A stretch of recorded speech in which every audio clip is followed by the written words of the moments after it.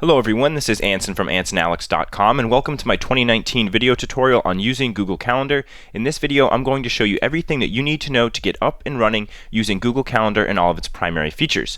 I do want to remind everybody to pause and rewind the video if you need to, and it helps if you follow along on your own Google Calendar, pause the video, try out some things, and then go ahead and continue the video when you're ready. So to get started, we can access Google Calendar by going to google.com/calendar or calendar.google.com. Which is my preference. We do need a Google account to use Google Calendar, so you can either sign in with a pre-existing Google account, or you could click on Create Account to create a new one now. But I have one that I'd already like to use, so I'm just going to log in with that account. When we first log into Google Calendar, we're actually looking right at our calendar. Now by default, we're looking at the week view. So you can see the days go across the top here. We're looking at Sunday through Saturday. Then you can see kind of a more compact view over here to the left. I do, however, like to look at some different views with my calendar. So let's take a look at how we can change that. Then we'll talk about creating events, creating multiple calendars, and sharing calendars. But to change our view, we can go up here to the top right corner to this drop down that currently says week. And you'll see that we have a number of different options here. So you have your day view, your week view, monthly view, which is probably my favorite. You could look at a yearly view. Let's take a look first at the monthly view since I like that one. So you can see here's the monthly view. This is what events look like. These are actually all day events. So if you have an event that's only scheduled at a particular time, it won't show up quite as boldly as these do. And we'll look at how we can create both all-day events and events that are scheduled for a particular time. But let's go back over to this drop-down over here and take a look at some other views. You'll notice that we also have this schedule view. And this is kind of an interesting view. If we take a look at this, I don't have many events in my calendar right now other than holidays, but this actually shows us all of our upcoming events. And if it was at a particular time, it would tell us what time it's at. So this is a really nice way. If you're using Google Calendar for, say, scheduling meetings, you could come in here to the schedule view and you could just look at your schedule for the day, basically. So don't forget about that view here in Google Calendar. But I'm going to go back to the monthly view. So now let's go ahead and let's look at creating an event in Google Calendar. There's a couple of different ways that we can do it. We could go up here to the top left corner and click on this Create button, and then you'll notice that a little box pops up, asks us for a title and a date and time, and we could create the event in this manner. However, I'm just going to close this for now and show you that we could also create an event just by clicking on our calendar. So if I wanted to create an event for, say, the 22nd, I could click. It's a left click. You'll notice that an untitled event appears, and we could go ahead and we could start filling out information about this event. So let's just call this meeting. Okay, so I'm going to give the event a title. Now you'll notice that down here, Google Calendar integrates with some of Google's other features, such as Google Reminders and Google Tasks. So you can actually schedule reminders and tasks from here in Google Calendar. And then if you have like the Google Reminders app on your phone, even though you schedule it here on your computer in Google Calendar. So we're going to talk mainly about events, however, in this video, but I do want to let you know that those are available. So we'll call it meeting, and then we can go ahead and we've already got the date scheduled because we clicked on a particular day, but we don't have a time in here yet. So let's go ahead and add a time, 3:30 to 4:30. That sounds good to me. Now we could click Save right here from this screen, and it would create a one-time event called Meeting at 3:30 p.m. on January 22nd. But we haven't specified any more details about the event. We haven't invited anybody. So instead of clicking Save, let's actually click on More Options. This brings us to the main event creation screen here in Google Calendar, and you'll notice that we do have a number of different options. So we already specified the date and time. We could change the time zone if we wanted to. We could make this an all-day event. So that would be like those holidays that you saw on my calendar. They show up a little more bold. This is a good idea for when you're going on like a vacation. You can just schedule that in your calendar so you can see it right up there front and center. We could also create a repeating event from here. So I could click on this drop down that says does not repeat. You'll notice that I could specify an interval that I'd like this event to repeat. And I'm actually going to do that because I want you to see how it looks on my calendar. So notice that we could make it repeat daily, weekly, monthly, annually, and then we have some other options every weekday, or we could click on custom, and you'll notice that we could have an event repeat, say, every 3 weeks, or we could make it 3 days. We could repeat it on a particular day of the week. We could specify when that event actually stops repeating, so we could say it ends on a certain date or after a certain amount of occurrences, so that's good. If you're trying to schedule like a class, if you're a teacher, you can say, okay, well, I know I've got 8 classes, so after 8 occurrences, this event's over. So you can kind of take a look at that a little more on your own if you'd like. But for now, we do want to make it repeat. So I'm just going to go back and I'm going to say I want it to repeat weekly on Tuesday. It's a weekly meeting. Okay. We could also specify a location for this event if we wanted to. We could add a link for video conferencing, so you could use Google Hangouts for your meeting. In the notification area, we can specify if we want to receive notifications for this event. So let's go ahead and click on this drop down here where it says notification. You'll notice that we have two different options. We can either get a notification or an email. So a notification is going to pop up if you have, say, an Android phone. If you're logged into Google Calendar on your computer at work, you'll get a pop-up on your computer. And then obviously an email notification is going to go to your email. So if it's a really important event, you could add two notifications. You could add one notification pop-up, say 10 minutes before, and then you could also get maybe an email one day before, just to remind you. So you notice you could also do it by hours, weeks, or minutes. So you can add multiple notifications to an event if you'd like. Then down here in the next section, we have a couple of different options.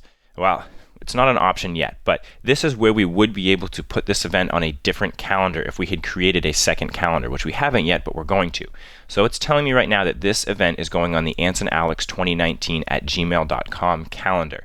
That's the name of the default calendar. It's whatever your email address is when you first log into Google Calendar. And then when we create additional calendars, we can name them whatever we'd like. And then this little drop down over here to the right allows us to specify a color for this particular event that would show up on our calendar. So you can choose a color if you'd like there. Down here in the next section, we can specify whether we want to appear as busy while this event is happening. So what that means is if we've shared our calendar with another user, and they're using Google Calendar, and they try to schedule an event and they invite us to it. Well, if they have access to our calendar and I marked this as busy, it's going to let them know, hey, Anson's already busy during that time period. Do you want to reschedule? So if you were going to be attending this particular event, you might want to just mark it as busy so that if you ever use that feature, you're already kind of setting things up for it in the future. And then we can also specify the visibility of a calendar. So by default, you'll notice if you hover with a question mark, it inherits the sharing settings of the calendar. So if the calendar is shared, the event will be shared. If the calendar is not shared, then the event won't be shared. Notice that you could also make this a public event, which is good for public calendars. Maybe you want to put it on your website, something like that.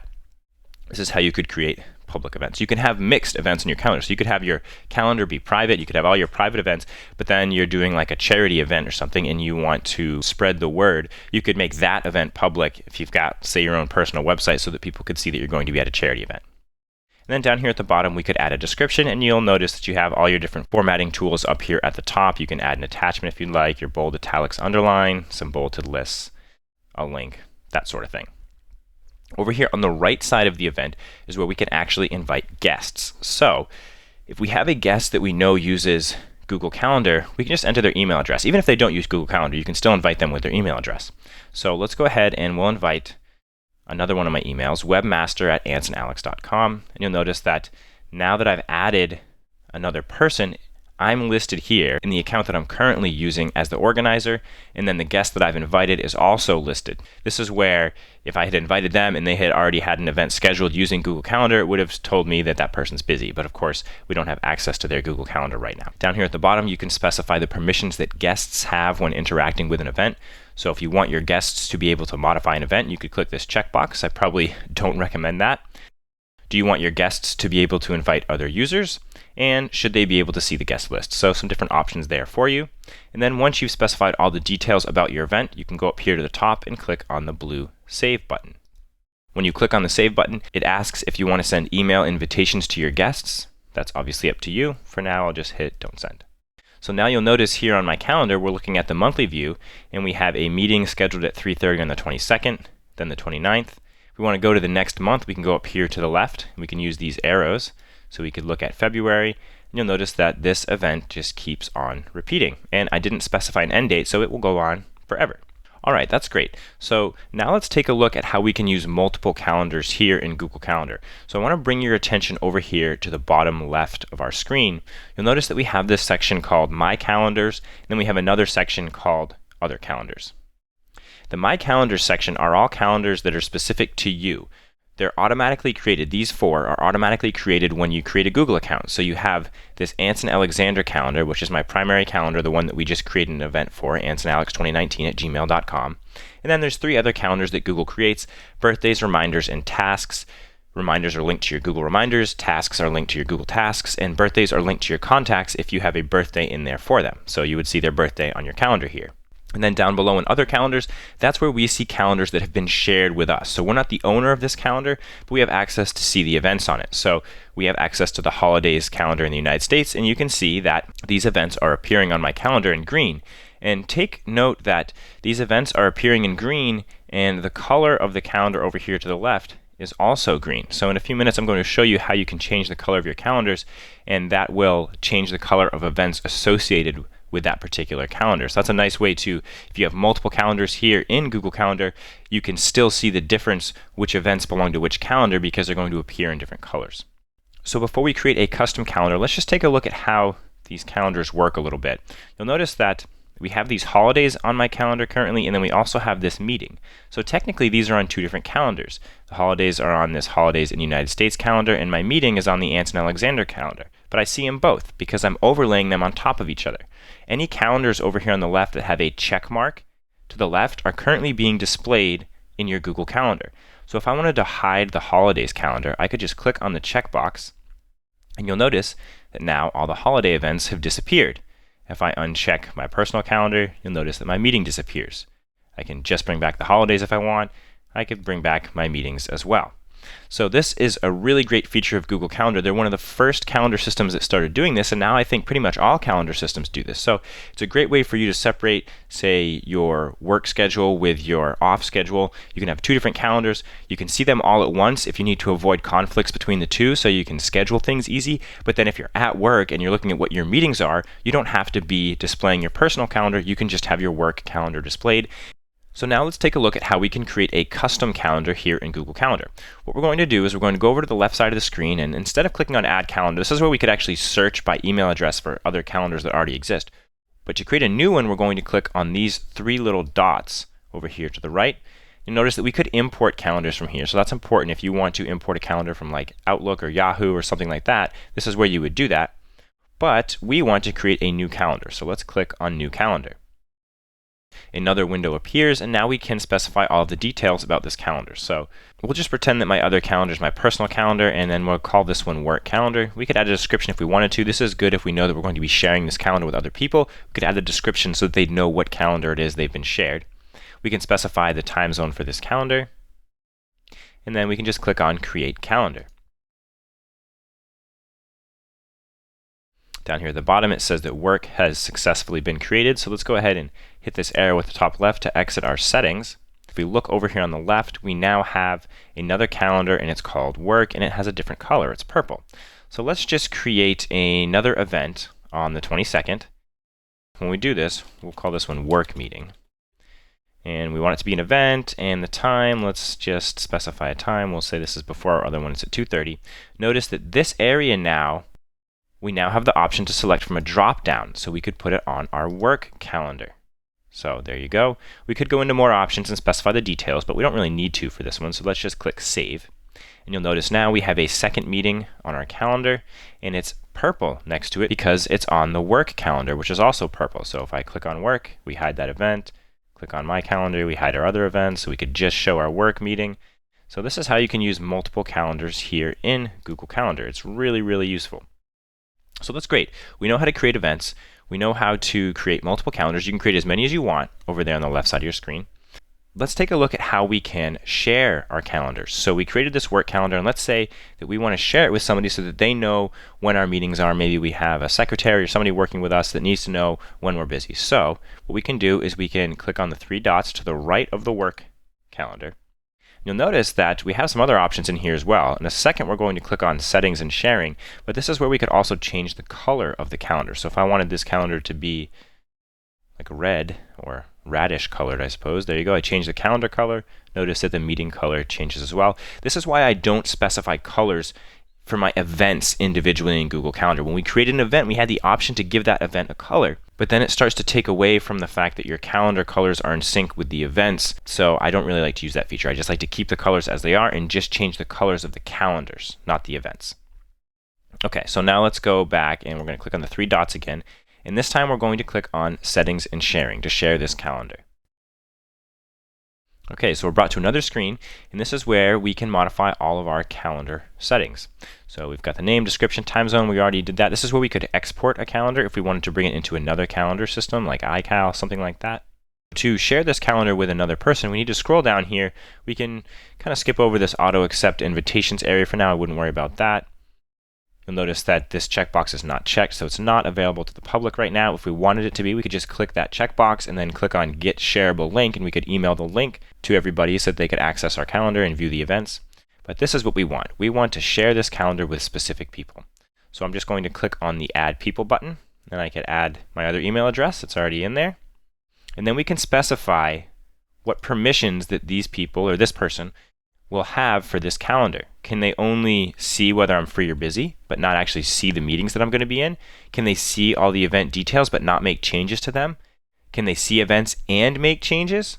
Or can they see events, make changes, and manage sharing so they could share it with other people? So obviously this depends on the role that that person is going to play in terms of scheduling things for you or seeing your schedule, but you want to make sure that you give them the right permissions. So definitely think about what they're going to need to do, if they just need to see the calendar or make changes, and then select the right option for that particular person. So I'll let this person make changes. That's fine.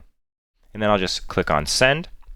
If the person does not have a Google Calendar account for the email address that you sent it to, it will ask you if you want to invite them. So that's up to you.